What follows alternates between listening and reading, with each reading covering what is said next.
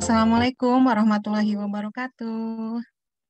Selamat siang, senang sekali pada kesempatan kali ini saya Ami Rahmi bisa memandu dan berjumpa dalam kuliah gabungan mata kuliah Pendidikan Karakter Fakultas Informatika dengan materi kita yang sangat menarik yaitu teamwork dan leadership. Bagaimana nih kabarnya teman-teman semua? Semoga senantiasa selalu ada dalam kesehatan ya. Siang-siang gini sudah pada makan siang belum? Boleh mungkin di chat di kolom Zoom ya, makan siang sama apa? Dalam hitungan 3, pada di enter ya. Aduh, ada yang belum, katanya belum makan, lapar. Aduh, kalau saya sudah makan nih, makan siangnya dengan telur dan kecap. Aduh, sosis belum, makan angin. Hati-hati masuk angin ya, ikan asin. Wah, udah pada rame nih di kolom chat ya, sama rawon, sayur asam, macam-macam ya, makan siangnya. Terima kasih juga tak lupa kami sampaikan kepada Bapak Ibu dosen yang berkenan hadir, mahasiswa-mahasiswi Fakultas Informatika, dan tentunya terima kasih kepada pembicara kita, yaitu Kang Sidik. Gimana nih? Mungkin ada perwakilan menceritakan kesan-kesannya selama mata kuliah gabungan pendidikan karakter. Boleh mungkin ya open mic sedikit aja bercerita bagaimana kesan-kesannya selama pendidikan mata kuliah gabungan ini. Boleh mungkin raise hand dulu, terus nanti bisa open mic menceritakan kesan-kesannya.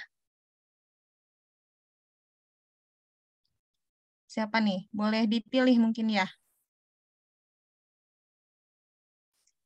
Siapa ya? Muhammad Rizky, coba. Boleh open mic? Ya. Menceritakan bagaimana kesan-kesannya selama mata kuliah pendidikan karakter. Halo, Muhammad Rizky.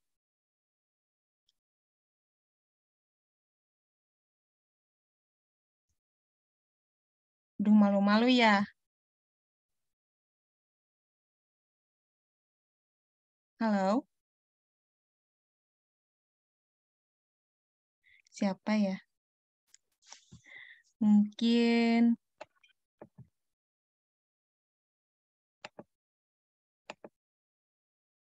pada on cam ya.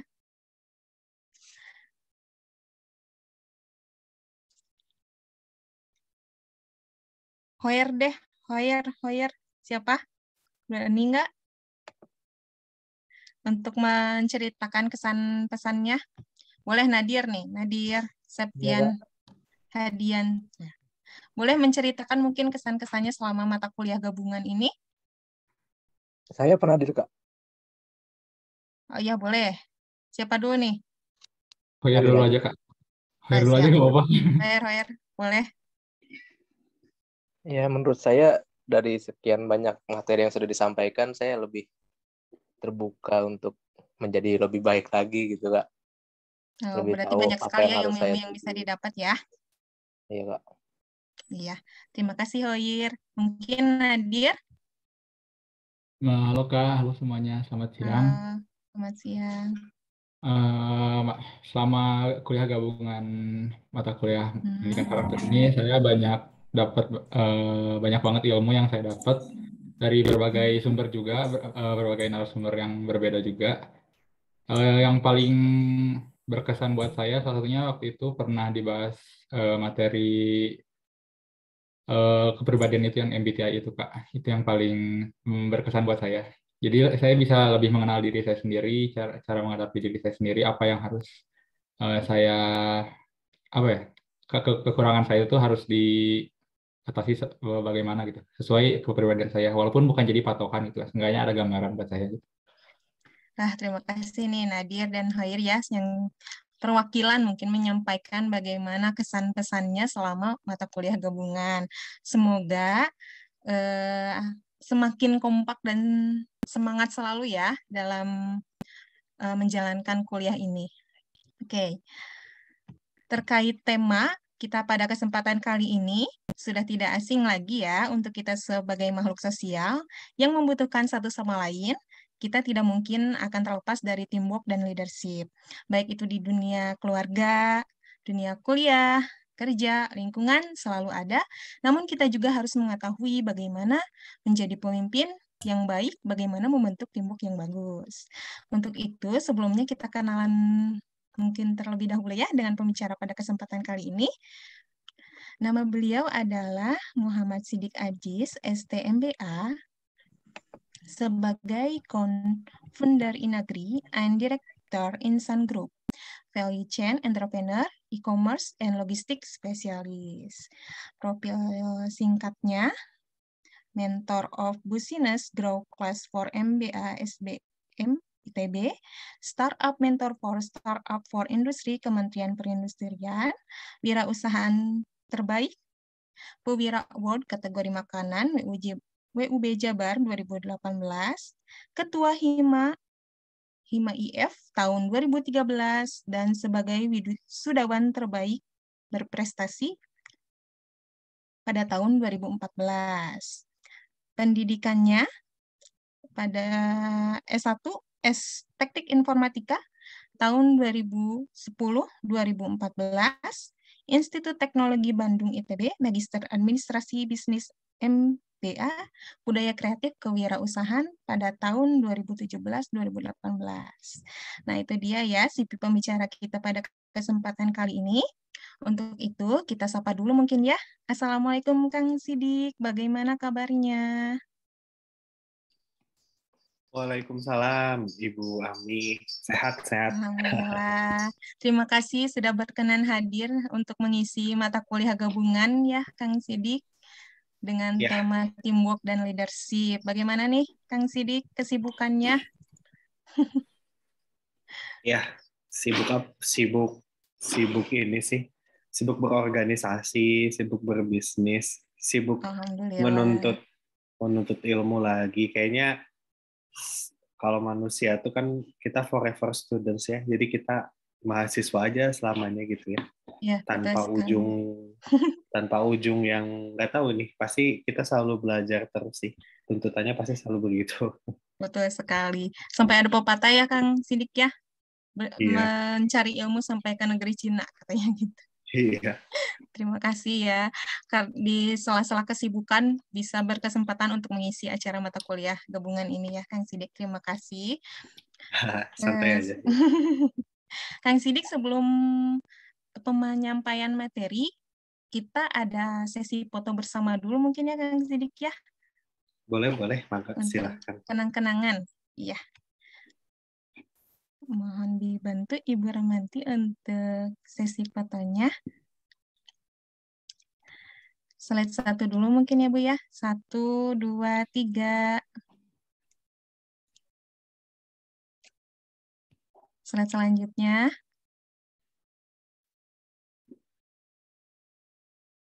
Teman-teman boleh open cam ya. Oh iya, open cam dulu ya, Bu. Iya. Biar yang difoto bukan virtual background ya, teman-teman ya.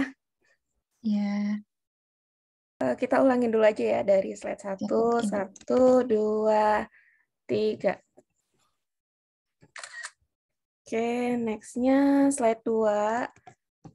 Senyum 1, 2, 3 dipertahankan ya. Mohon di on cam ya. Semangat siang-siang. Terus slide ketiga. Wah, ini sepertinya banyak ya slide-nya ya. 1, 2, 3. Wah, ada yang peace juga. Nggak apa-apa. Ayo, lanjutkan. Slide keempat.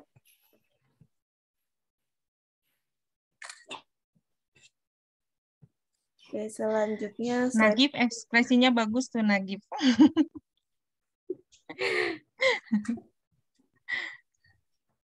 Apakah nanti kita harus ada reward, Bu, untuk ekspresi terbaik, Bu? Boleh, Ibu, mungkin bisa diberikan reward untuk ekspresi terbaik. Nah, coba dipertahankan ya ekspresi terbaiknya ya.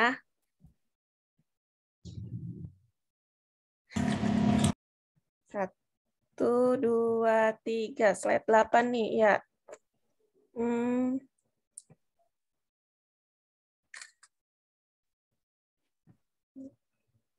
Dimulai di slide 9. Udah nggak ada yang buka kamera. Oke. Ada lagi nggak nih yang mulai buka kamera? Sepertinya cukup ya. Cukup.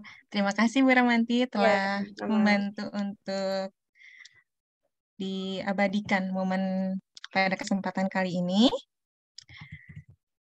Kelihatannya teman-teman mahasiswa dan mahasiswi sudah tidak sabar ya mendengarkan materi dengan tema teamwork dan leadership ini.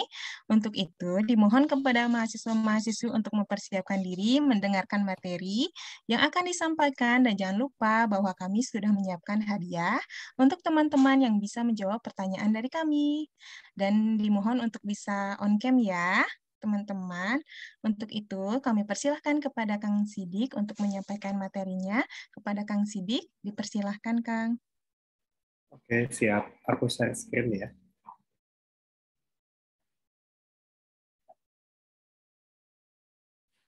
Aku share screen.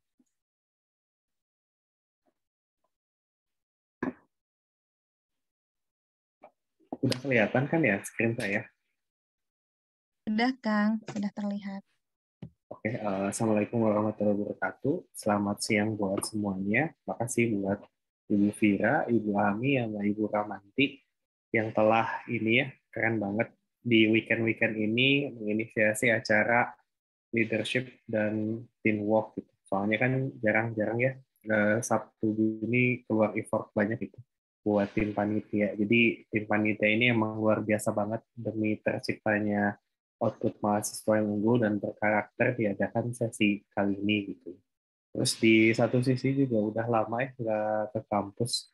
Terakhir saya kuliah tuh masuk 2010, lulus 2014, dan emang beda warna aja ya kayak tiap 5 tahun, tiap 5 tahun Main-main, ganti Kang. ya, tiap 5 tahun ganti corak, ganti ganti metode, ganti warna aja gitu setelah nggak kerasa waktu gitu. Dan setelah dihitung lagi aku lulus 2014 tuh itu udah 6 tahun yang lalu. Sekarang udah 7 tahun yang lalu itu. Udah 2 kali 10.000 jam. Jadi ya udah 20.000 jam yang lalu. Nah, kerasa emang waktu tuh bagaikan laksana belati ya. Kalau nggak dimanfaatkan ya berlalu begitu saja. Nah, tema yang bakal saya paparkan atau saya liatin hari ini tuh mengenai leadership dan teamwork. Sebelum itu mungkin saya perkenalan diri dulu ya. Saya Muhammad Sidik Aziz, nama lengkap saya. Dulu sih saya lulusnya sarjana teknik gitu, di ijazah juga sarjana teknik keren. Kalau dulu mah insinyur gitu. Tapi setelah saya atau sebelum saya itu sarjana komputer ya atau Iya, apa? komputer. Beda-beda gitu. Cuman waktu saya wisuda Agustus 2014 tuh, dulu saya masuknya ITA Telkom. Waktu lulus wisuda pertama Telkom Univ tuh itu. Iya, Saya perubahan wisudawan ya, Kang. pertama. Jadi kalau dilihat sejarahnya tuh saya tuh wisudawan pertama Agustus. Wisudawan pertama Telkom University di bulan Agustus. Pada saat Iya. itu emang berubah jadi Telkom University.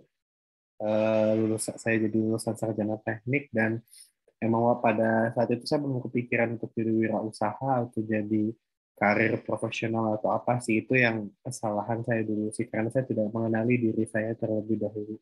Jadi saya mengenali diri saya terlebih dahulu itu pada saat udah kerja gitu. Apa ya? Apa makna saya ngapain? Cuman ini dulu saya sempat jadi ini ya, ketua himpunan gitu.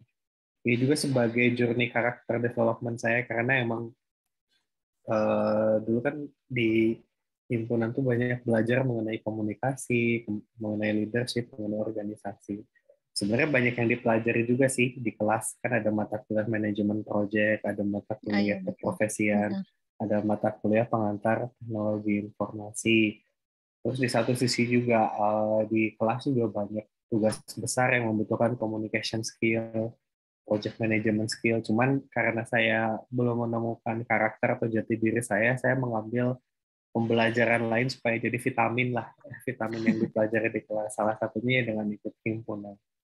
Nah, di himpunan ini juga karena latar belakangnya beda-beda ya, kita menjadi lebih open kali ya, karena yang menjadi mahasiswa Telkom University itu kan dari seluruh Indonesia. Ini asumsi saya pertama, saya kan dulu SMA di Bandung, SMP di Bandung gitu ya. Saya berasumsi kalau ya udah Telkom University mah paling orang Bandung gitu, atau yang rumahnya di Buah Batu paling kuliahnya di sana. Nah, itu asumsi pertama saya yang salah. Setelah saya masuk, wah ternyata ada dari Makassar, ada dari Surabaya, ada dari Malang, dan dari seluruh Indonesia. Dari situ karakter orang juga beda-beda, karakter teman sebaya beda-beda, karakter senior beda-beda, junior beda-beda. Dan dari situ emang pas banget di himpunan ini untuk melatih karakter, melatih communication skill, sama melatih kita sebagai manusia atau sebagai insan tuh gimana sih menempatkan diri di suatu kondisi atau lingkungan. Terus di satu sisi, setelah saya lulus juga, asumsi pertama saya kerja mah yang penting hard skill. Itu kan asumsi pertama saya. Terus waktu saya kerja jadi konsultan IT, dulu ada perusahaan konsultan kontraktor IT lah, undernya Astra, namanya Agit, Astra Graphic Information Technology. Aku kan asumsinya dulu kerja yang penting ini ya udah yang penting bisa coding, atau yang penting ya ngerjain aja tas-tas yang ada, nanti bisa belajar dari Stack Overflow atau apa. Tahu-tahu beda banget gitu. Lingkungan kerja juga lebih diverse gitu. Aku dulu kerja di Jakarta, proyeknya langsung proyek yang serius dan urgent gitu, jadi emang nggak bisa nanya, nggak bisa belajar, dan perlu perlu adaptasi yang sangat-sangat cepat. Di satu sisi juga kan langsung proyeknya tuh pindah-pindah di Jakarta, terus nanti di Balikpapan, balik lagi ke Jakarta, sempat istirahat dulu, ya gitulah. Ternyata emang stamina-nya diuji ya. Selain stamina juga mentalnya diuji, karakternya diuji.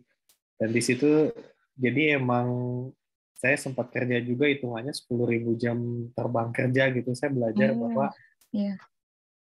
Emang ternyata pada saat lulus juga kita membutuhkan karakter yang solid ya, walaupun kita gagal melaksanakan task atau mengalami kerugian atau mengalami apa ya, depresi gitu ya, tapi karakter yang dilihat kan tetap karakter ya, serugi-ruginya kamu atau sejelek-jeleknya kamu atau sejelek-jeleknya kondisi, walaupun gimana pun tetap karakter kita kan itu cuma ujian gitu ya, kita biasa aja, jadinya biasa aja.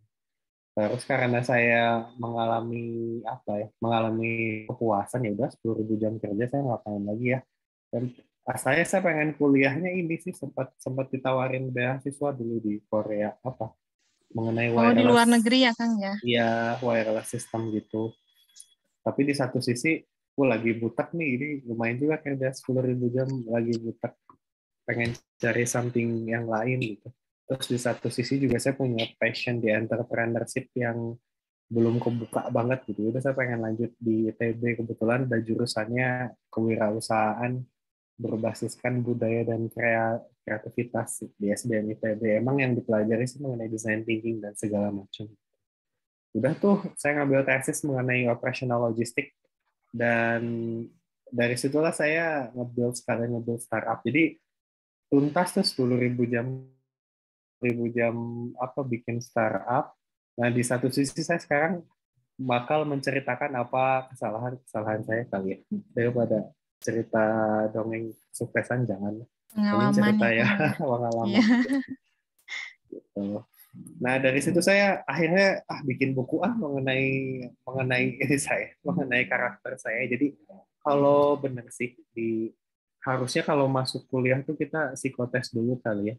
Karakter kita apa, kecenderungan kita apa, atau gimana. Ternyata saya tuh karakternya tuh sangat-sangat introvert. Dia tahu kenapa introvert. Introvert apa, emang kata-kata computer science gitu kali ya, atau teknik informatika gitu.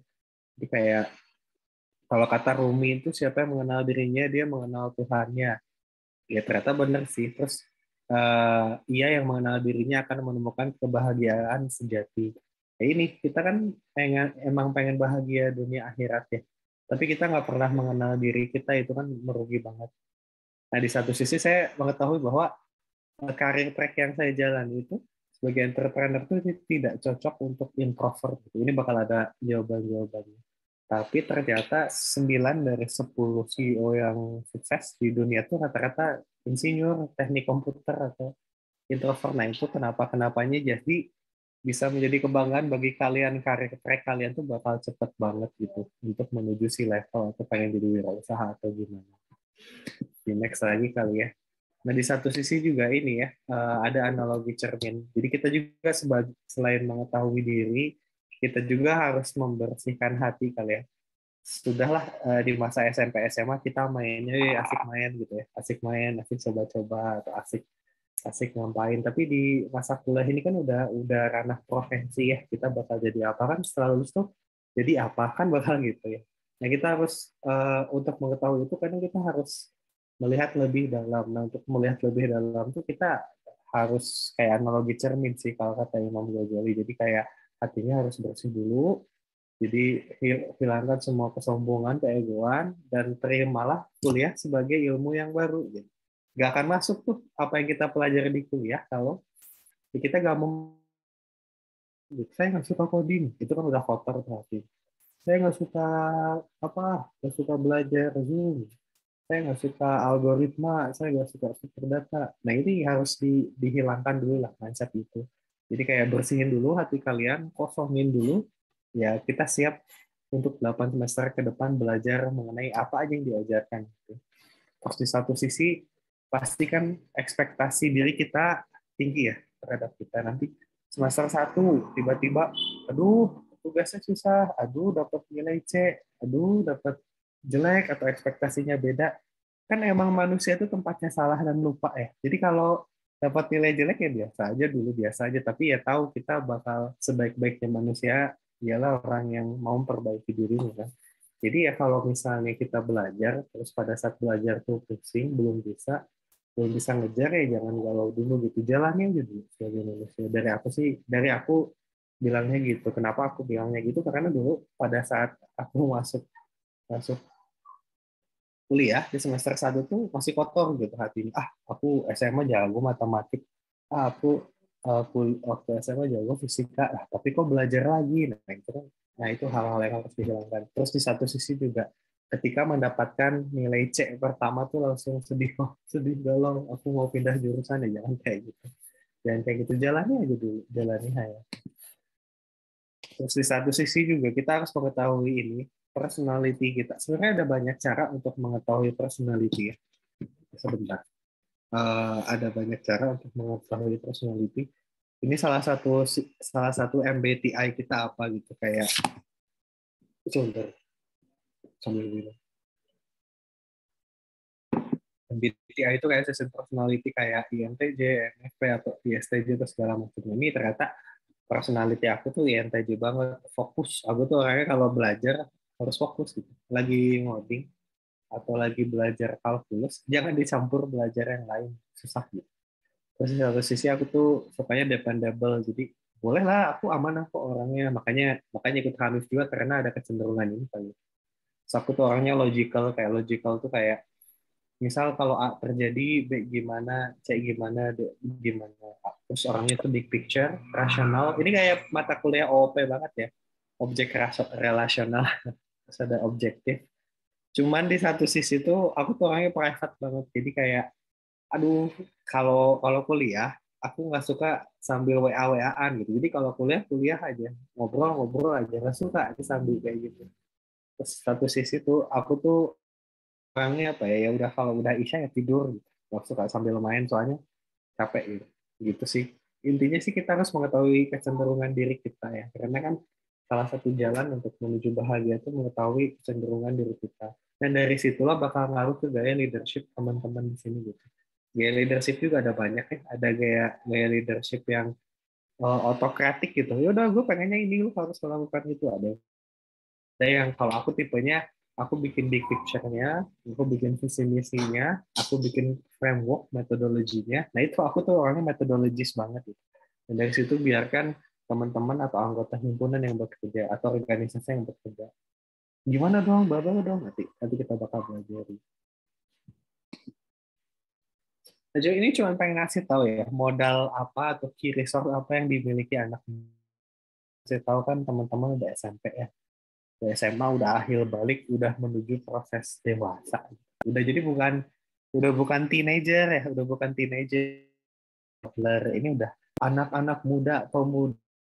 Kalau zaman aku tuh pemudanya lebih banyak daripada pemudinya. Nggak tahu kalau sekarang apakah sama gitu perempuannya atau anak cowoknya. Cuman di zaman aku karena banyak anak mudanya, pemudanya. Jadi emang serius banget kuliah tuh kayak ya paling kalau ada permainan tuh kayak permainan cowok main bola kayak gitu. Main basket terus di next. Nah ini cuma ngasih tahu ya. Kalau di era sekarang kan era disruptif ya. Dari tahun 2010 sampai tahun 2020 tuh berapa kali ganti bahasa pemrograman? Zamannya 2010 tuh belajarnya Pascal. Aku masih ingat dulu ngoding Pascal pakai Turbo Pascal. Aku bikin masih masih kayak mesin kasir Yomart, mesin kasir Alfamart yang hitam putih ngoding itu. Kayak aku belajar struktural coding, yang codingnya tuh kayak nulis aja. Dari belum belum semester 1 belum ada OP sih. Aku belajar kayak gitu. Terus ada Python, terus ada C, terus ada Java. Javanya juga udah Java Hibernate, terus ada Spring. Terus waktu kerja Javanya pakai Java framework-nya Oracle yang BPM. Terus pada saat nge-build platform Inagri, aku pakai Python. Jadi bahasa pemrograman tuh berubah terus gitu. Sampai kapan aku menguasai salah satunya gitu nggak. Jadi nggak keburu makanya kan. Tapi di sini kita melihat kalau anak muda tuh punya kecenderungan cognitive flexibility. Nah, cognitive flexibility itu apa? Itu cognitive flexibility bakal ngaruh ke leadership teman-teman juga. Jadi kayak yang penting kita makanya di saat kuliah tuh harus dimengerti itu bukan jago banyak bahasa pemrogramannya ternyata, tapi kita ngerti fundamentalnya kayak istilahnya first principle of thinking. Coding tuh secara black box itu kan kita punya assumption, terus kita bikin kerangkanya, kita punya input outputnya, terus di satu sisi juga kita mengetahui oh function ini digunakan untuk apa. Makanya sekarang ada konsep microservices kayak gitu. Nah ini ngaruh juga ke leadership dibayangin nih seluruh Indonesia Sabang sampai Merauke, kalian jadi anggota himpunan, kalian jadi kepala divisi atau jadi koor, ikut kepanitiaan atau jadi ketua himpunan, gimana caranya ngasalin lidah kalian atau lidah lu itu Sunda banget, ngelihat teman-teman yang berbagai macam latar belakang, berbagai macam budaya, suku, kecenderungan, makanya bentuk cognitive flexibility. Walaupun sebenarnya menyiksa sih, karena aku tuh introvert banget, aku lebih suka bikin metodologi framework kayak gitu. Cuman ya bisa. Yang bikin capek itu ketika kita melaksanakan sesuatu nggak pakai framework atau metodologi. Makanya kita membutuhkan fleksibilitas ini gitu untuk menjalankan suatu program kerja atau untuk melaksanakan suatu fungsi kita di masyarakat atau sebagai mahasiswa atau sebagai anggota himpunan atau sebagai ini calon mahasiswa yang lulus 3,5 gitu atau sebagai mahasiswa yang pengen menjadi atlet yang menang berbagai macam kejuaraan. Kita harus punya fleksibilitas ini. Di next. Nah ini fleksibilitas ini bakal digunakan ketika ada isu-isu baru. Ini pengalaman aku saat kerja ya, atau pengalaman aku pada saat himpunan. Dulu tuh ada studi kasus himpunan tuh mau bikin acara buat wisudaan gitu ya, tapi student hall tuh penuh. Kita pindah kemana ya? Nah itu kan kita harus bisa problem solving nih. Kita tanya ini yang mengelola aset di Telkom dulu bukan badan logistik kalau nggak salah. Aku lupa lagi siapa Pak Lilik atau siapa ya. Aku bikin surat, cari tempat yang kosong, dapat approval dari Pak Pasma. Nah, dari situ kita bisa menemukan mapping-mapping tempat mana yang kosong, berdasarkan scheduling jadwalnya, dan berdasarkan availabilitas resource. Itu udah kayak CPU banget ya di mata kuliah computer organization tuh ngatur alokasi CPU RAM. Pokoknya kerasa banget lah problem solvingnya. Dan problem solving itu kepake banget pada saat kerja. Dulu kerja lucu nih, kan aku kerja jadi ini developer ini Oracle BPM ya, Business Process Management, dan sekalian jadi SOA, Service Oriented Architecture lah kayak itu tuh aplikasi udah live di production terus ada error, terus gimana kalau ada error? Gak bisa kan diem atau nanya senior atau nanya teman. Kita harus adjust dan fleksibel gitu, kita lihat masalahnya di mana, nge-offer countermeasure-nya gimana, ngasih tahu untuk nge-solve ini gimana. Kita harus emang bisa seperti itu gitu. Kita harus punya fleksibilitas dalam problem solving, dan fleksibilitas dalam problem solving itu diperlukan di dunia nyata yang kalau ada isu tuh nggak bisa dinanti-nanti atau nggak bisa didiemin, harus emang solve hot fix pada saat itu juga. Iya, jadi emang yang dibutuhkan tuh emang apa ya, skill problem solving tuh mirip-mirip skill computing sih. Kita punya kapabilitas untuk problem solving menggunakan komputasi. Komputasi itu mengkalkulasikan berbagai macam kemungkinan lah berdasarkan available resource. Itu sih kalau dari saya. Terus di next lagi. Nah, ini kan ada berbagai macam kecerdasan ya. Ada fluid intelligence, ada crystallized intelligence. Nah, sebenarnya kita tuh punya kecenderungan dua kecerdasan ini gitu ya. Kecerdasan berbasiskan experience kali ya, sama kecerdasan berbasiskan soft skill. Kalau bisa dilihat di sini tuh, kalau kalau dulu sih kita bisa memprediksi masa depan berdasarkan dataset masa lalu ya. Tapi di masa sekarang curah hujan aja udah susah terprediksi. Terus curah hujan susah terprediksi, masa panen juga udah susah terprediksi, saham juga udah susah terprediksi. Jadi kayak di masa sekarang itu terjadi perubahan asumsi data. Yang ngebedain manusia sama komputer kan, manusia tuh hanya melihat 5 model, bayi aja, bayi balita melihat kita sekali, 2 kali, 3 kali langsung bisa ya. Kalau komputer tuh pakai algoritmanya, lihat 1000 kali dulu baru ngerti, atau lihat 10.000 kali dulu, atau lihat 50.000 kali dulu baru mengerti, bisa memprediksi masa depan. Nah, di satu sisi kan kecerdasan atau komputasi itu kan mengikuti gaya otak manusia ya. Pertanyaannya, otak manusia itu tipe yang hard atau soft? Kan otak manusia itu ternyata kalau dilihat dari balita itu soft ya, fluida. Makanya di satu sisi emang kita sebagai manusia itu lebih cerdas dari komputer karena kita bisa memikirkan abstraksi dari suatu masalah. Kita bisa belajar sesuatu yang baru dengan modal yang tidak harus banyak. Di satu sisi juga kita punya reasoning, kita punya kapasitas untuk reasoning permasalahan yang ada gitu. Jadi kayak apa ya, kita kan nggak harus 1000 kali salah dulu baru mengerti kan. Itu kan manusia. Beda kalau komputer emang butuh model 1000 epoch dulu atau 1000. Kalau partikel swarm tuh butuh berapa kali modeling dulu. Kalau algoritma genetika itu butuh berapa kali perkawinan kromosom dulu. Nah, kalau manusia kan nggak ya modelnya. Dan ini kepake banget pada saat problem solving. Jadi ketika saya dulu di himpunan itu ini kepake banget nih, karena banyak permasalahan-permasalahan yang out of my capacity. Aku bukan yang jago semua pada saat itu. Jadi sebagai ketua himpunan itu aku menyadari I'm not the best, gitu. I'm not the smartest, but I know dengan menggunakan resource yang ada, aku menganggap bahwa semua anggota himpunan itu punya computing level yang bisa dijadikan input yang bagus. Kayak di algoritma partikel swarm itu kan juga anggota himpunan punya kecerdasan sendiri dan bakal merespon permasalahan berbasiskan subjektifnya dia, dan aku bisa mengumpulkan itu jadi suatu abstraksi kesimpulan. Makanya problem solving kerjasama itu bisa menimbulkan bukan profit ya, bakal menimbulkan keunggulan gitu bagi organisasi. Karena organisasi kan organ gitu, tidak bisa berfungsi kalau emang anggota-anggotanya tidak berkontribusi. Nah, bagaimana membuat supaya anggota-anggota yang berkontribusi nanti akan aku ceritain. Tadi aku udah ceritainnya fluid intelligence kayak bayi ya. Bayi kan nggak harus salah 1000 kali dulu ya, atau nggak harus nyontek 1.000.000 kali gitu. Dia lihat aja sekali, 2 kali, 3 kali, 4 kali ngerti. Ini namanya fluid intelligence. Dan fluid intelligence itu ya sekarang di era destruktif itu ya ini yang dibutuhkan gitu. Jadi emang, tapi fluid intelligence kayaknya baru bisa berhasil kalau emang hatinya bersih. Jadi harus pembersihan hati dulu gitu, pembersihan karakter. Jadi kayak kita bisa learning berdasarkan something new, tapi kita harus tahu bahwa fitrah kita sebagai manusia itu kita lebih pintar daripada komputer.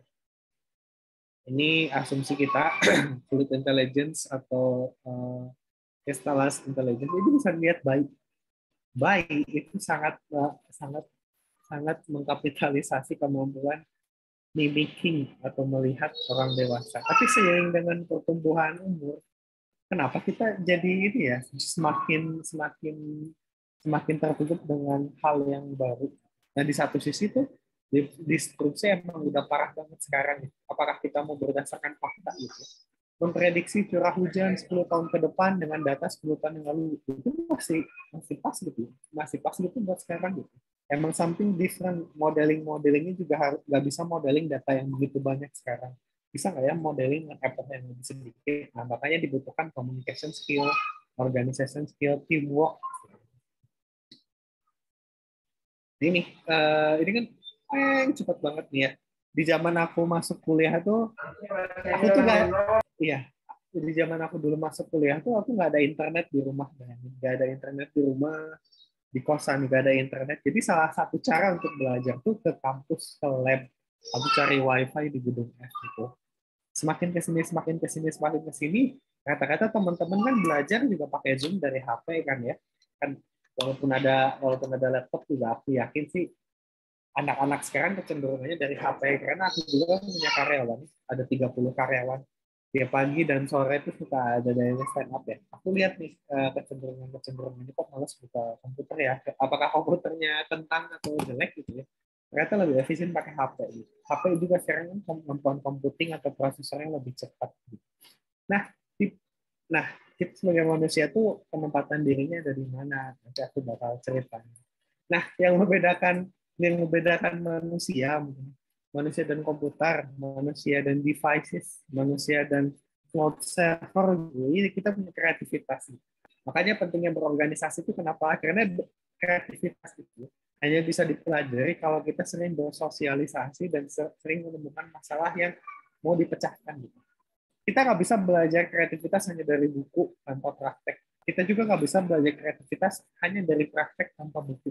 Kita harus melihat atau real life experience bersama orang-orang, bersama organisasi-organisasi, dan dari situ bakal menimbulkan output creativity. Makanya kan creativity itu ya something yang harus harus memiliki kombinasi buku, teori, praktek, sosialisasi, kerjasama, dan efektif communication skill. Ini yang membedakan manusia dengan komputer gitu ya. Kalau komputer butuh ribuan data sampai dia mengerti, manusia hanya butuh modeling dikit, communication skill, dan kerjasama untuk memecahkan sesuatu yang hampir kompleks. Ini bisa dilihat ya di communication skill atau di teamwork atau di leadership tuh ini yang dibutuhkan gitu. Setelah diraba-raba apa sih yang dibutuhkan sebagai anggota himpunan atau sebagai ketua himpunan atau sebagai mahasiswa dalam menghadapi masa depan yang semakin global, semakin banyak sesuatu yang baru. Yang pertama nih, kita harus punya personality, kita mengetahui personality kita. Terus kita mengetahui motivasi kita itu apa. Terus kita juga harus bisa menerima performance atau feedback. Karena jarang banget sih di era sekarang yang mau menerima feedback. Tapi di satu sisi juga hampir jarang orang mengetahui personality-nya itu apa, kecenderungannya gimana, dan motivasi dia yang bikin senang dia itu apa. Makanya proses of learning itu membutuhkan itu change agility. Apa sih dia bisa berubah terhadap suatu isu itu dengan cepat. Kita juga punya kapasitas mental yang siap menerima perubahan. Di satu sisi juga kita punya people agility. Nah ini yang unik. People agility itu kita harus bisa mengkomunikasikan ide kita ke banyak hal, ke banyak orang, ke banyak personality, ke banyak latar belakang. Di satu sisi juga kita punya self-awareness, kita tahu kita posisinya di mana, kapasitas siapa, dan kita mengkomunikasikannya. Nah, ini saran saya sih belajar lebih ini ya dari sekarang gitu ya mengenai leadership atau teamwork. Karena semakin muda tuh semakin cepat kita kalau rusak, kalau patah tulang tuh sembuh lagi.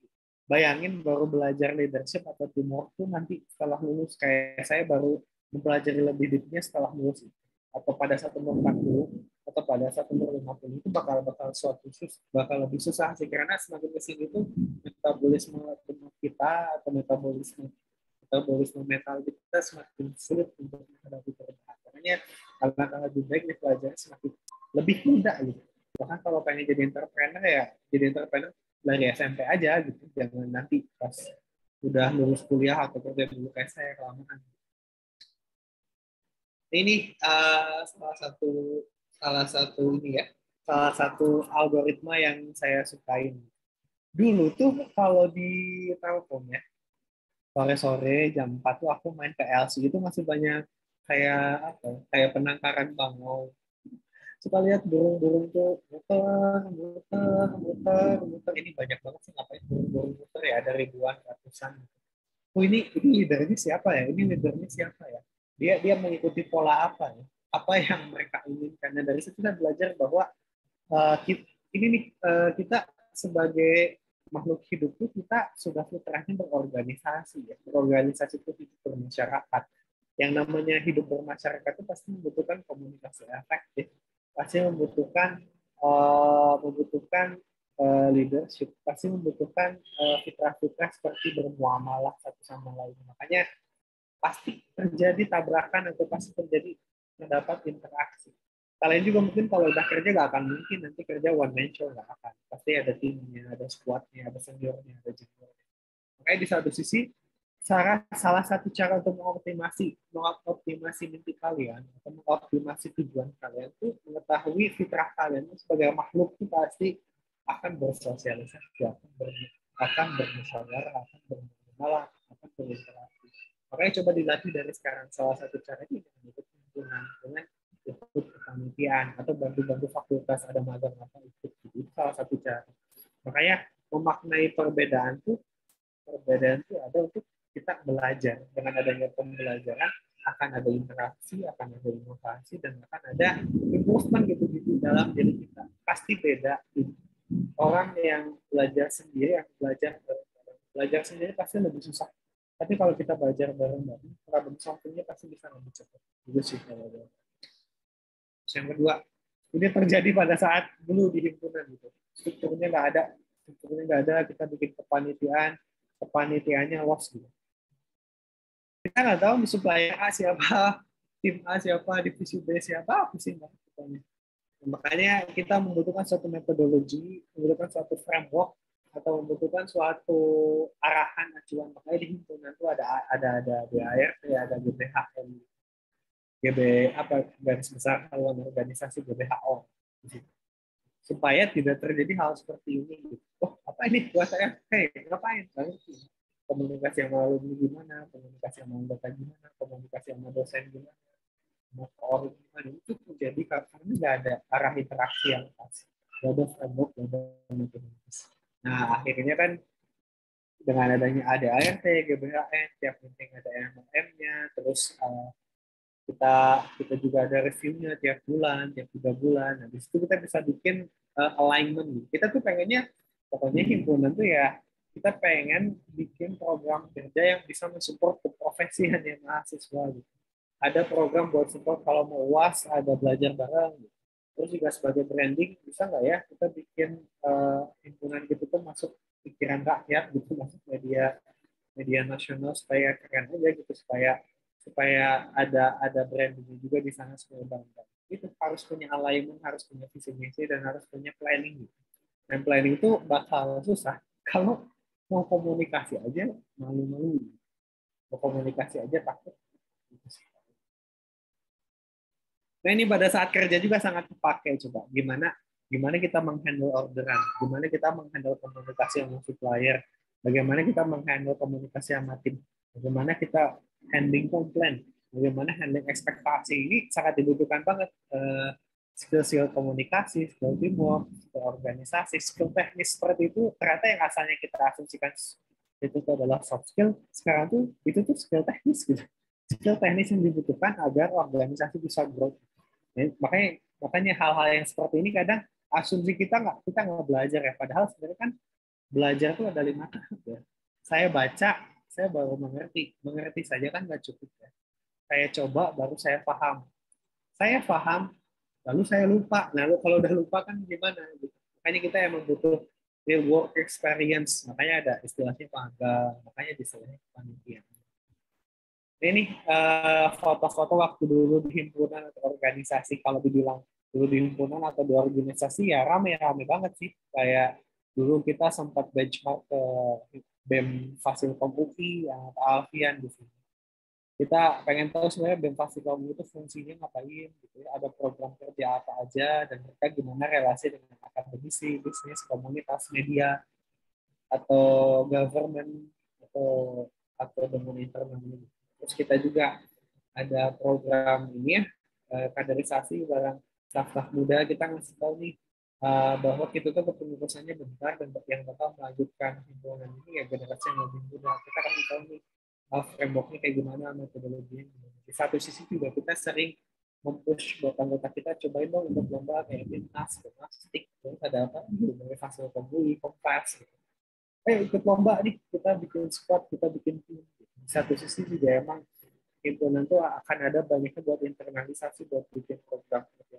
Kalau dibilang gimana experience-nya, pokoknya setahun mengabdi itu seumur hidup kerasa inspirasinya dari situ. Nah, apa yang saya pelajari di himpunan atau organisasi itu ada 6. Ada 6, ini bakal jadi kuis nih, harus dihafalin ya, dicatat. Ada 6 yang saya pelajari di himpunan. Yang pertama, manajemen waktu. Kita tuh waktu sehari cuma 24 jam. 24 jam.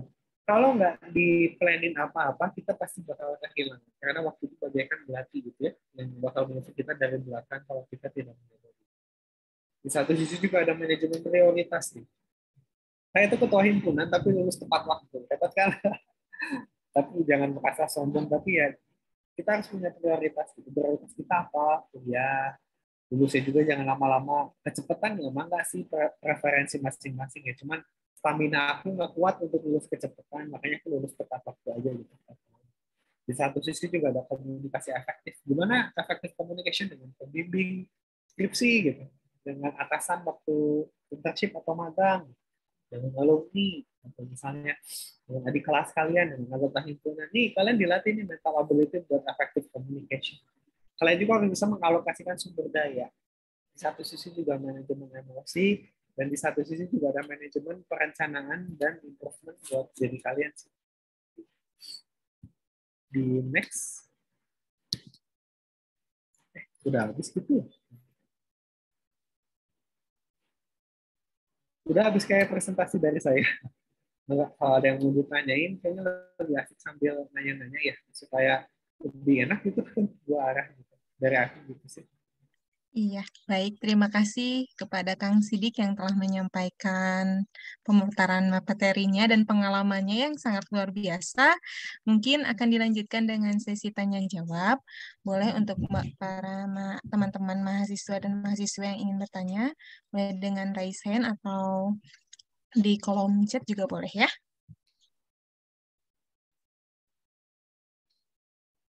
Dan diharapkan untuk bisa on cam ya ketika berbicara. Dan jangan lupa nih untuk presensi ya teman-teman. Boleh teman-teman yang ingin bertanya atau sharing.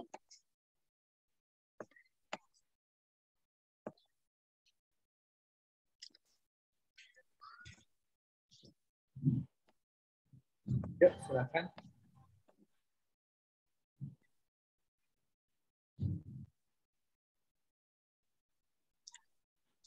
Ya, betul sekali akan ada hadiah ya untuk peserta yang teraktif ya. Jadi banyak sekali ya pengalaman waktu itu ya Kang Sidik ketika berorganisasi, mungkin awal mula belajarnya dari situ ya Kang Sidik ya. Iya, kayak belajar tuh kombinasi banyak hal gitu. Oh iya, dari kuliah banyak ketemu orang, teman-teman dari berbagai macam suku. Iya, itu. Ya, kan kalau belajar tuh harus ini ya, berbagai macam experience terlibat di sana. Ternyata emang leadership dan teamwork itu kalau dibilang soft skill kurang, itu lebih banyak ke hard skill-nya. Karena kan saya itu kan membutuhkan praktek gitu, membutuhkan real time experience, perlu diasah gitu, perlu jam terbang gitu sih. Iya, betul sekali. Tadi kelihatannya ada yang raise hand ya. Siapa Boleh? Farhan tadi ya siapa? Ya boleh. Ingin bertanya. Boleh. Silakan. Jadi kan saya selama SMA itu jarak nggak pernah ikut organisasi ya Kak, hanya ikut ekskul gitu kan, beda sama organisasi. Karena kayak takut bingung bagi waktu kalau organisasi itu. Gimana sih solusinya gitu? Untuk seorang yang nggak pernah ikut organisasi, hanya ikut kayak UKM atau ekskul gitu, untuk memulai itu biar nggak ada rasa takut itu gimana Kak? Ya, sebenarnya Membangun kan percaya diri mungkin ya, Kang ya. sebelum mengikuti organisasi atau sebelum mengikuti kesibukan atau menjadi atlet atau mengikuti kompetisi, kenali dulu diri lu, diri kita tuh personality-nya gimana. Udah pernah ngecek belum ke MBTI, 16 personality atau DSC kamu tuh udah pernah ngecek kayak gitu belum? Sudah Kak. Nah, pengen tahu MBTI kamu tuh apa gitu, kecenderungannya apa kalau boleh tahu? Sebentar Kak. Ya.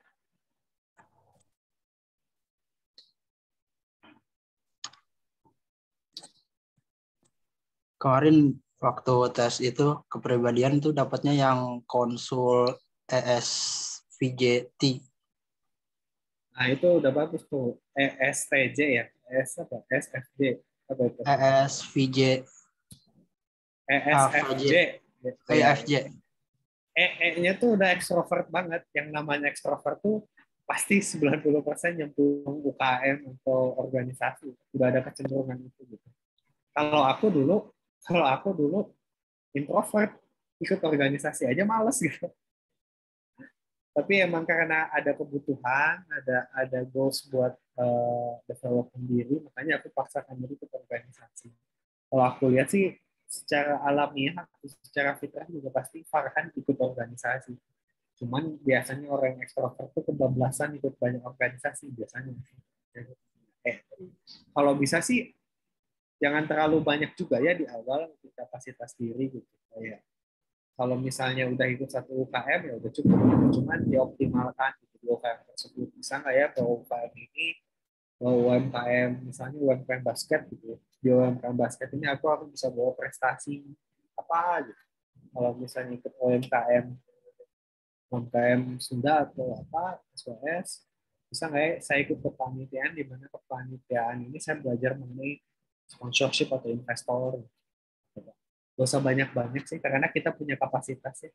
Jadi kayak jangan langsung ikut banyak, ikut aja satu-satu dulu, kita improve, ikut satu kita improve lagi.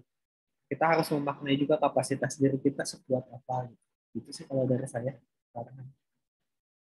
Untuk tips and triknya, saya kuat nggak ya? Nah, nggak ada tips and trik sih. Cuman saran dari saya ketika kita kuliah, jangan langsung ikut banyak UMKM gitu. Fokus ke yang kita fit dulu. Fit kita apa? Kalau di himpunan misalnya kita ikut kepanitiaan apa dulu, yang kecil-kecilan dulu. Jangan langsung loncat, jadi ketua apa, jadi koor apa. Coba sesuai kapasitas aja dulu sih. Dari aku sih gitu. Terima kasih Farhan atas pertanyaannya. Bagaimana nih? Udah tersampaikan apa yang ditanyakan jawabannya? Sudah Kak. Nah, terima kasih. Ada di kolom chat nih, Kang. Bagaimana? Saya ingin bertanya dari Agustinus, apakah perbedaan terbesar setelah seseorang mencapai 10.000 jam terbang, dan bagaimana mahasiswa apa yang bisa kita lakukan untuk mencapai 10.000 jam terbang tersebut katanya. Nah, ya ini ngaruh banget sih. Ya, coding kan sehari belajar, besok nggak langsung jago. Bedanya kita dengan 10.000 jam terbang itu kita punya keahlian fundamental. Kita bakal lebih cepat dalam problem solving, kita juga bakal lebih bagus dalam menghasilkan suatu output atau portofolio. Cuman 10.000 jam terbang itu kuncinya cuma satu fokus gitu. Misal kita belajar Kotlin, belajar Android, ya nanti di semester 6 atau semester 8 itu kita udah dalam proses ahli. Nah itu kita dalam menuju jam terbang juga perlu kefokusan gitu. Selain kita mengetahui personality kita mengetahui himpunan kita gitu ya, bakal fokus di apanya, kita juga tahu nih portfolio kita bakal fokus di mobile apps, fokus di machine learning kah, fokus di misalnya data statistika, atau misalnya fokus di web programming atau apa, kita harus tahu nih fokusnya kita tuh apa. Jangan kayak saya semuanya dipelajari, nggak ada yang ahli dulu waktu kuliah. Dulu saya waktu kuliah tuh biasa aja, cuma ngasih tahu. Waktu SMA juga ikut organisasinya ya UKM musik doang gitu. Gak ada. Aku tuh bukan sesuatu yang bagus, bukan insan yang unggul, bukan, serius bukan. Aku tuh baru banyak belajar tuh pada saat di himpunan, pada saat ketemu banyak orang, itu aku baru mengerti posisi aku tuh apa yang harus aku improve. Jadi yang bikin beda tuh kesadaran diri kita, bukan latar belakang kita pada saat SMP sama SMA. Kata-kata sih gak ngaruh, SMP-nya apa, SMA-nya apa, kuliah tuh something yang baru, serius. Aku bakal kasih tau ke teman-teman. Kuliah tuh soalnya beda banget sih environment-nya. Karena dibutuhkan kedewasaan dalam mengatur jadwal, mengatur mata kuliah, dan kedewasaan dalam mengetahui diri sendiri. Dan itu baru ditemukan pada saat kuliah. Jadi misalnya nih, aku bukan ketua OSIS waktu SMP SMA, gak ngaruh, serius, gak ngaruh. Karena itu beda. Itu sih.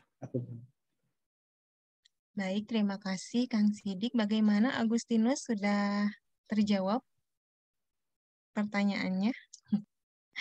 Ada lagi nih Kang. Yes, Pazka. Buat kakak, gimana sih stres manajemen di setiap tekanan yang ada di kehidupan berkarir atau mungkin di pendidikan katanya? Nah, ini juga susah. Saya nggak bisa.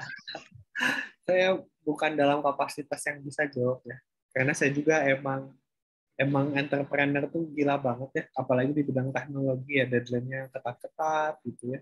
Banyak tim yang burn out juga, yang mengundurkan diri. Ya. Stress manajemennya gimana?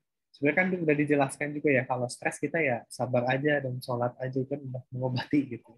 Jadi pelampiasannya jangan hal yang lain. Cuman ini sih, jangan sampai kita begadang-begadang, jangan begadang-begadang itu nggak baik terus aku.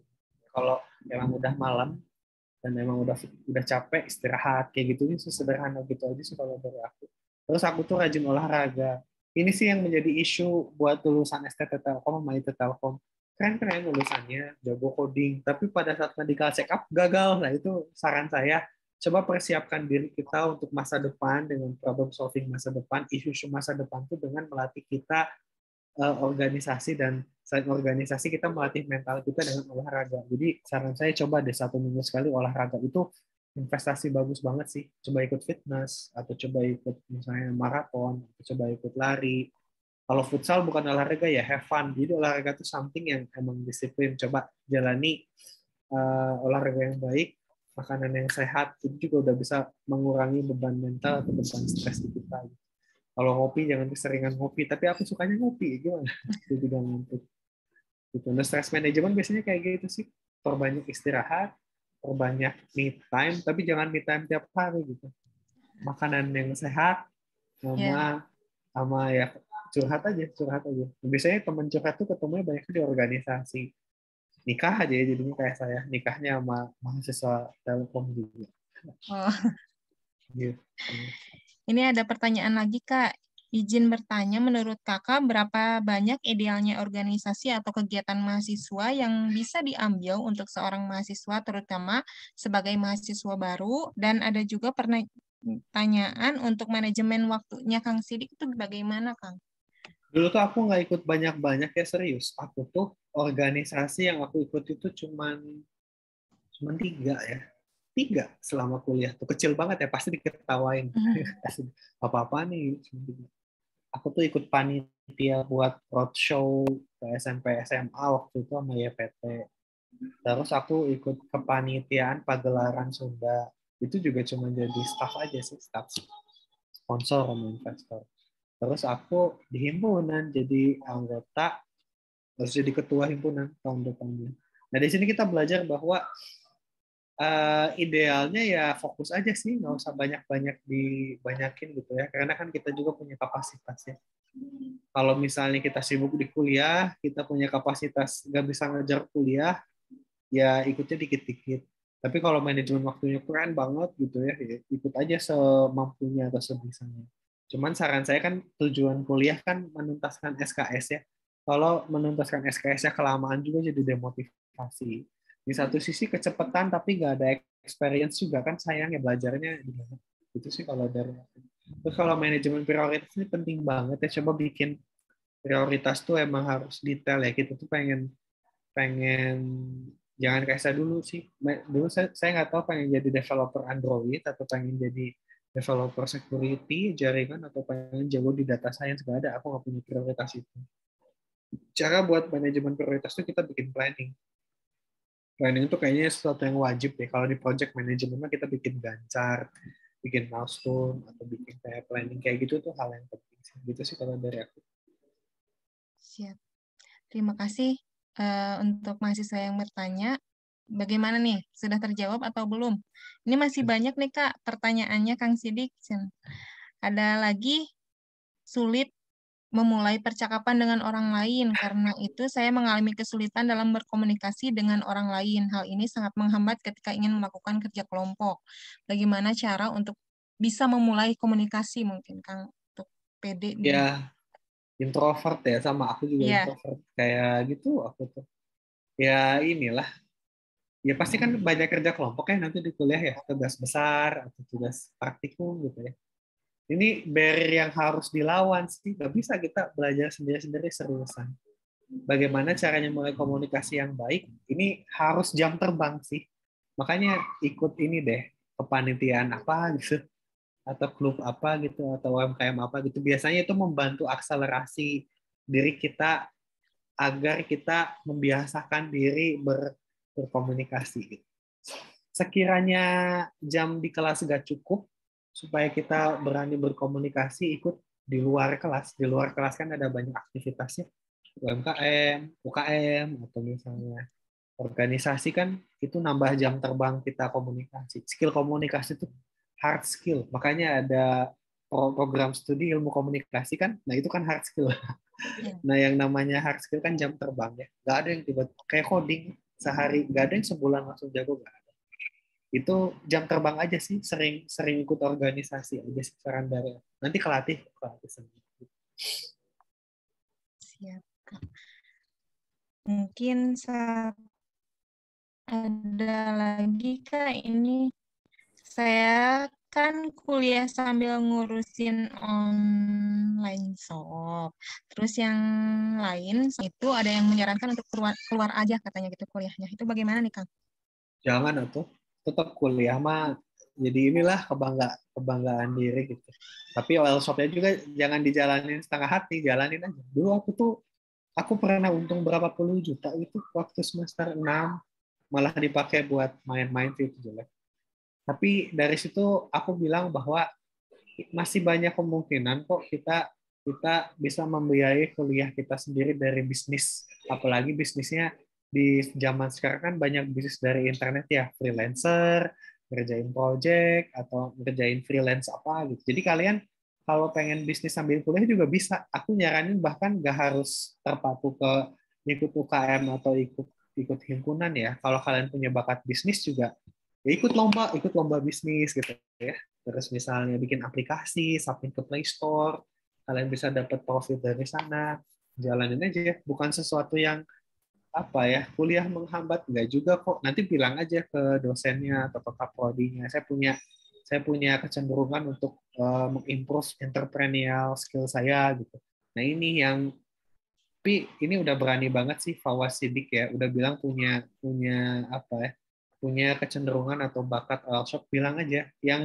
Yang bahaya tuh mahasiswa yang nggak jujur dan nggak pernah bilang keinginannya tuh apa. Bilang aja ke fakultas atau ke prodi atau ke kakak kelas atau ke dosen wali. Bilang aja saya punya kecenderungan pengen membiayai kuliah saya dari bisnis saya, tapi A, B, C, D. Itu mah harus komunikasi, harus bilang gitu. Kalau nggak bilang, nggak efektif komunikasinya, maka bakal terjadi asumsi-asumsi negatif. Saran saya kalau punya keinginan atau kalau punya apa-apa, bilang aja. Harus jujur. Namanya komunikasi kan harus dua arah ya, harus jujur. Jadi bisa menjadi feedback juga kok bagi fakultas atau alumni. Misal di satu sisi nanti prodi bikin entrepreneur club UF gitu ya. Nanti bikin goals untuk bikin relasi supaya entrepreneur informatika tuh bisa submit Play Store dan bisa profit di sana, atau bisa dapat project dari Singapura atau dari mana. atau nanti diajarin digital marketing, nanti bikin pengabdian masyarakat bareng dosen-dosen di Pangandaran atau daerah-daerah setempat. Itu kan bisa kolaborasi ya. Nah, makanya yang kayak gini tuh harus dikomunikasikan sih. Saran saya emang sering ngobrol, sering-sering, jangan dipendem. Sesuatu yang dipendem itu gak baik gitu sih dari aku. Iya. Gimana, Jaki? Terjawab pertanyaannya? Ya. Ngomong-ngomong soal kejujuran nih, Kak, ya, yang hadir di sini juga dimohon untuk mengisi presensinya sesuai dengan orang yang hadir di Zoom ya. Jangan ada yang nitip-nitip gitu. Dan jangan lupa untuk mengisi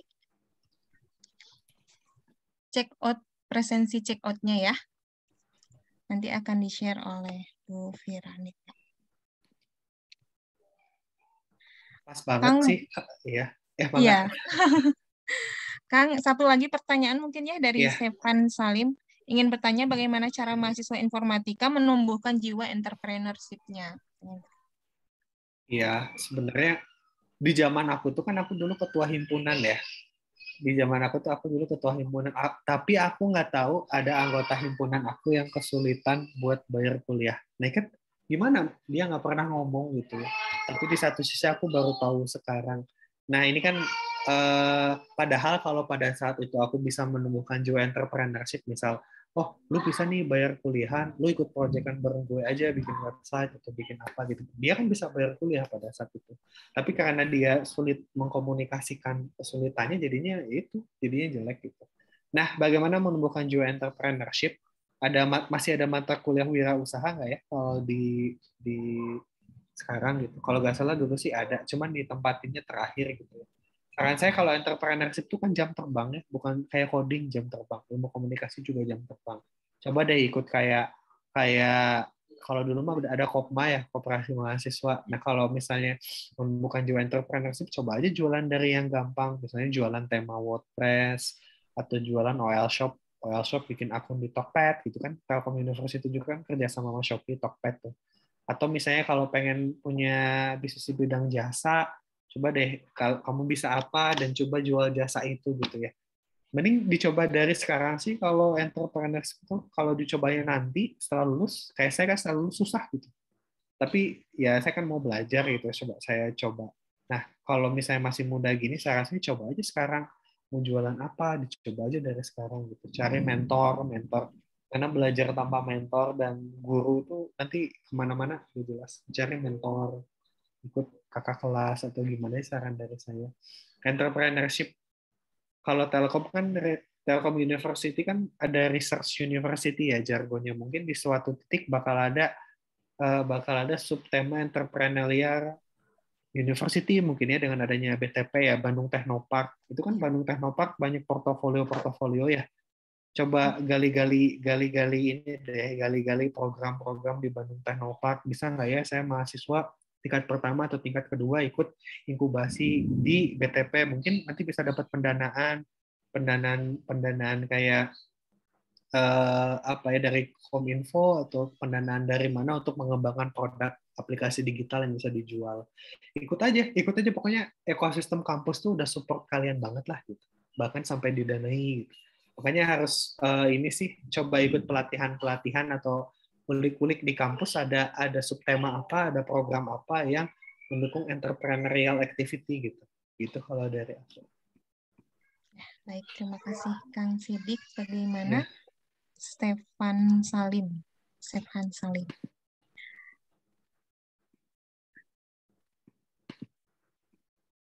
Terima kasih Kang Sidik. Teman-teman mahasiswa dan mahasiswi, kita akan ada di sesi game Kahoot. Untuk itu bisa dipersiapkan ya.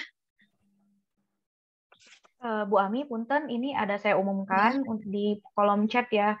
Untuk teman-teman semuanya, terima kasih atas kehadirannya. Ini kami dari tim dosen meminta teman-teman mengisi presensi check out. Mohon dijaga integritasnya, karena kita MK Pendidikan Karakter ya, teman-teman. Ingat hey-nya, diingat, karena tadi saya cek yang isi presensi ada 1.000 lebih, tapi yang di partisipan Zoom 760, berarti ada yang di luar Zoom mengisi tapi tidak hadir. Jadi teman-teman tenang aja, kalau berhalangan hadir nanti bisa confirm ke dosennya ya. Jadi tidak saklek presensinya. seperti ini kalau ada kondisi yang tidak memungkinkan untuk hadir. Jadi silakan teman-teman mengisi kembali. Kita akan pakai form presensi check-out ini untuk data kehadiran yang kita sampaikan ke dosen-dosen. Mohon kerjasama ya teman-teman ya. Ini kita akan tutup. Jika Zoom ini ditutup, maka presensi ini juga akan ditutup. Dan mohon tidak disebarluaskan ya. Terima kasih Bu Ami, Kang Aziz. Ya, sama-sama. Dimohon untuk kerjasamanya ya adik-adik, dijaga kejujurannya.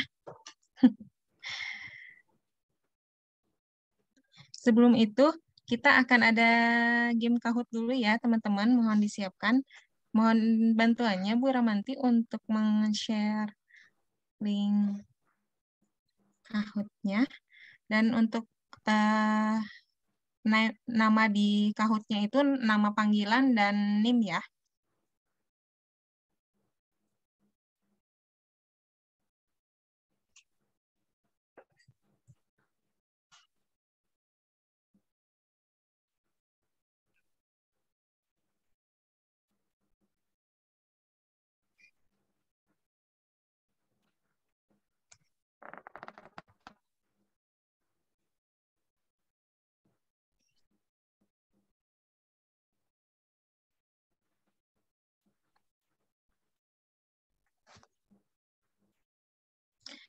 Bisa dilihat ya di chat Zoom-nya, link Kahoot-nya, boleh. Dan diberi nama panggilan, dan NIM.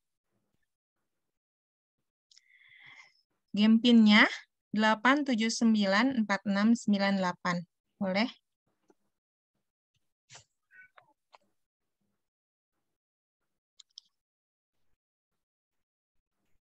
Ya, sudah mulai. Dimohon untuk nama panggilan dan NIM ya, teman-teman ya.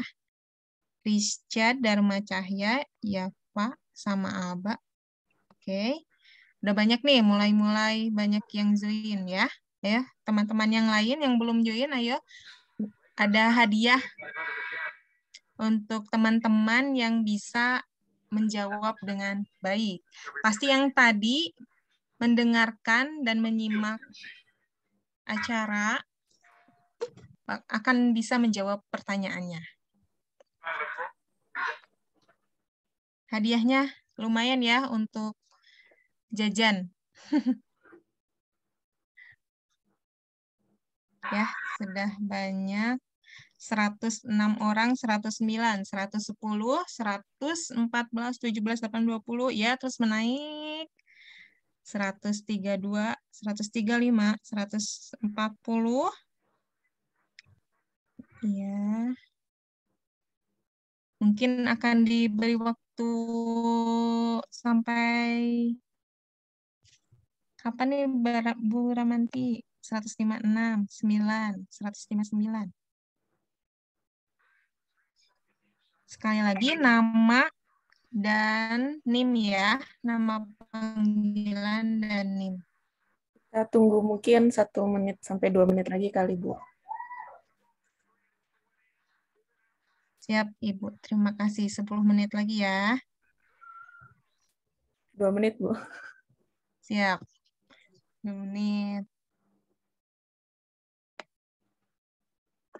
There it is, Buddy Hield, deep three, bang, bang, bang, Buddy Hield living for the moment, hasn't shot the ball well.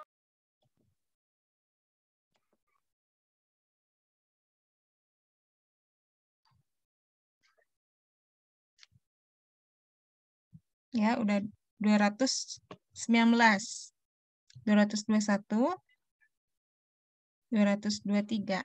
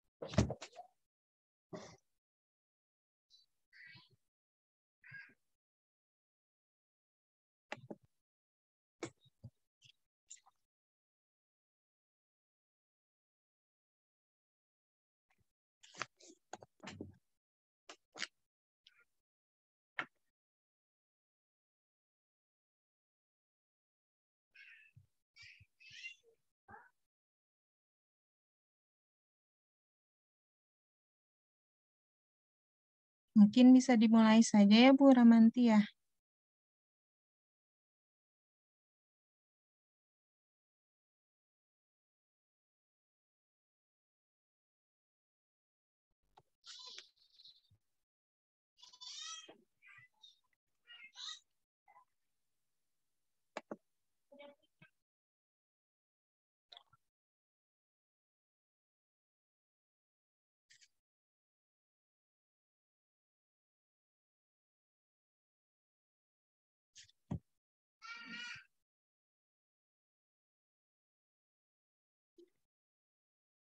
Masih ada yang belum menggunakan NIM ya? Boleh. Ada yang namanya tes.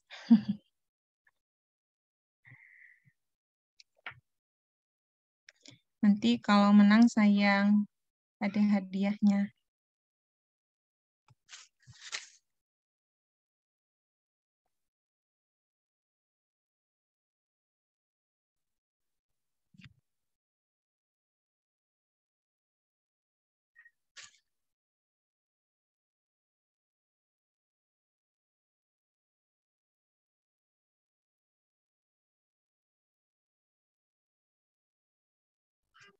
Ini siapa?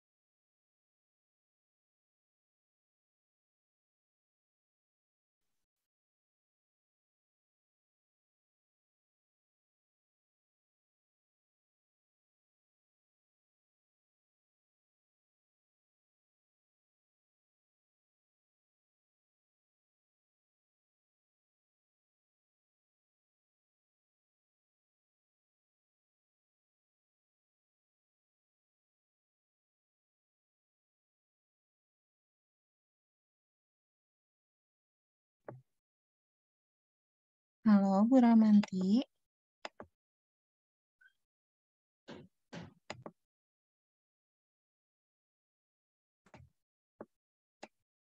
Iya, punten Bu, sebentar ya.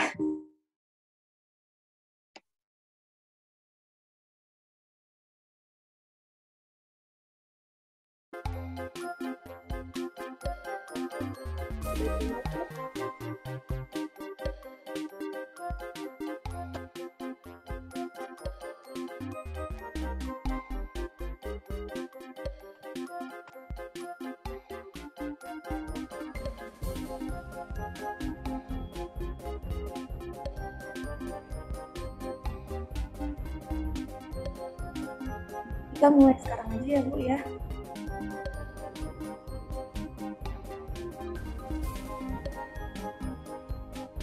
Kita mau siap-siap ya. 1, 2, 3 ditutup saja ya Bu ya. Pertanyaan pertama.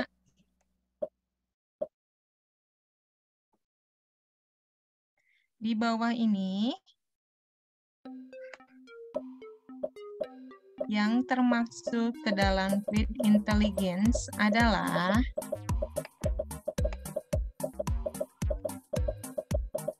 ya, sudah ada 230, 45, 250 lebih 260.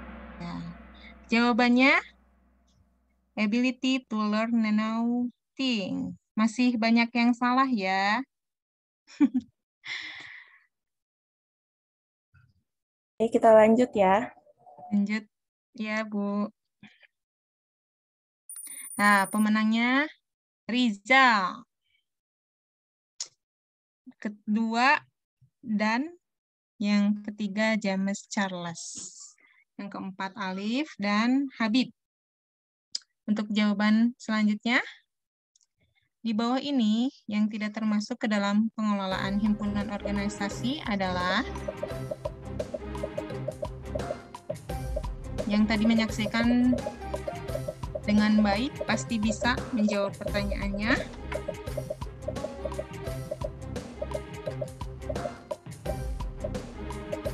Ya, sudah banyak yang menjawab.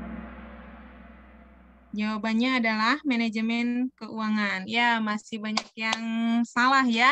Ayo, sekarang siapa pemenangnya?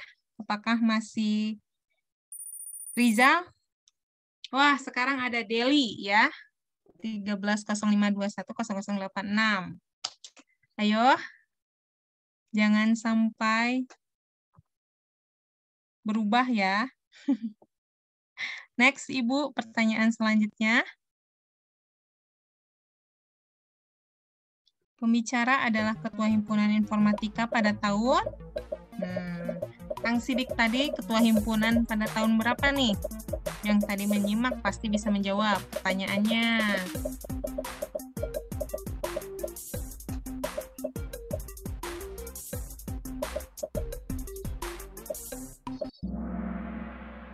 Jawabannya adalah 2013. Ye, banyak yang betul.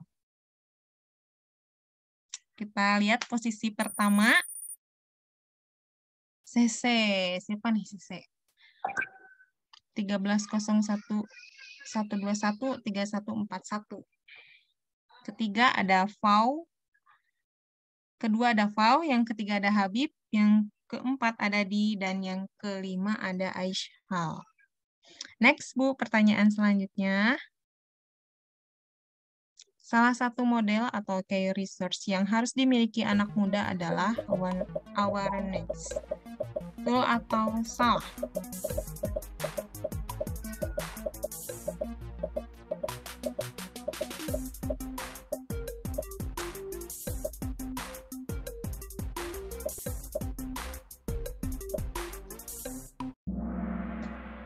Jawabannya adalah betul. Masih ada yang salah. Dan peringkat untuk kali ini apakah masih? Oh iya, CC ya, masih CC. Pertanyaan selanjutnya, Bu Ramanti. Betul atau salah? Crystallis intelligent innovations being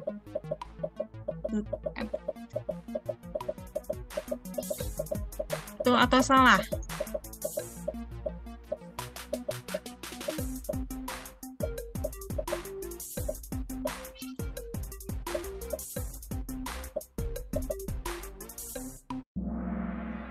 Jawabannya salah.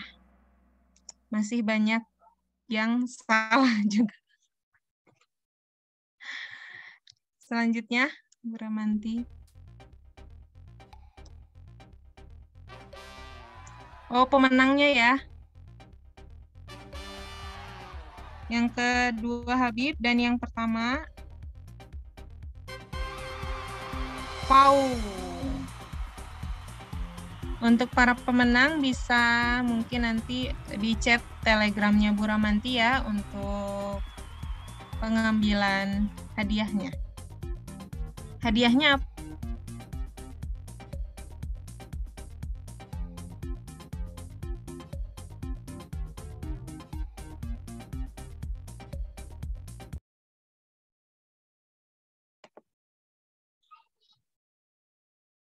Halo. Ya, gimana Bu Ami? Bu Ramanti, nanti untuk pemenangnya bisa menghubungi Ibu ya. Di Telegram mungkin ya Bu ya. Ya, nanti saya kasih telegramnya di chat ya. Nanti silakan menghubungi telegram saya ya. Baik, terima kasih.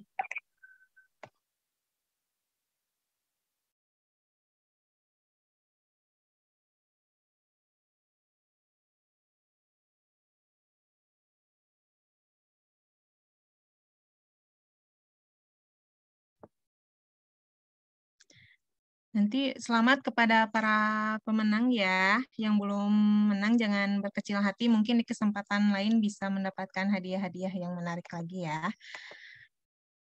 Baik teman-teman, kita ada di penghujung acara ya. Jangan lupa untuk mengisi presensi terakhir. Dan dimohon untuk kejujurannya ya. Mengisi presensinya. Terima kasih kepada Kang Sidik yang telah memberikan materinya. Terima kasih juga kepada Ibu, Bapak, dosen yang berkenan hadir, teman-teman, mahasiswa-mahasiswi yang sudah hadir walaupun acaranya siang ya, tapi tetap semangat. Mudah-mudahan di lain kesempatan kita bisa memberikan motivasi dan memberikan materi yang lebih menarik untuk teman-teman.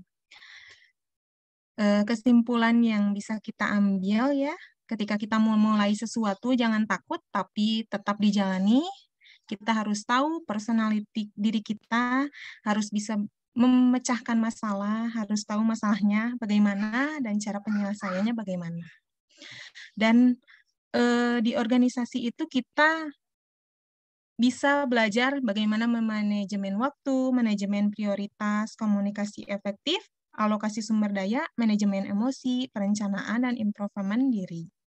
Jadi untuk teman-teman yang misalkan masih belum bisa cara berkomunikasi dengan teman-teman yang lain, bisa untuk terus belajar bagaimana cara berkomunikasi dengan baik, baik itu di himpunan, di kampus, atau di luar.